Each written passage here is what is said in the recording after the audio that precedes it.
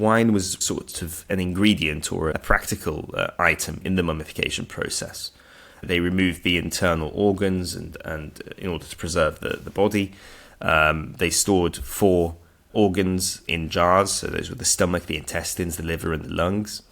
I mean, interestingly, we often forget that the brain wasn't very important, so they'd drill a hole near the nose and like put in a big hook to scoop the brains out. But the heart remained in the body because, you know, the Book of the Dead describes that Anubis, the god of embalming, would lead the deceased to a ceremony which is called the weighing of the heart, which I've always found an intriguing phrase. So they'd weigh their heart to see whether they had a good heart or a bad heart, you know, to see whether they should live on or be eliminated. So essentially, you've cleared the body of these organs and the skull. So now they need to be cleaned.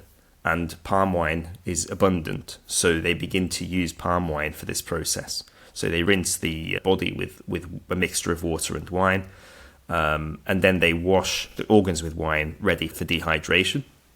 So the wine cleans the corpse, but it's also an antiseptic, so that reduces the chance of bacterial growth, reduces the chances of disinfection.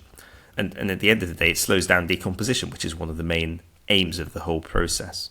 So that's part of the process. I mean, there are spells and prayers and instructions written on the coffins that are intended to help the deceased navigate the afterlife.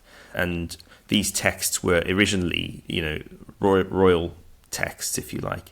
But they begin to reach the commoners, especially the wealthy commoners.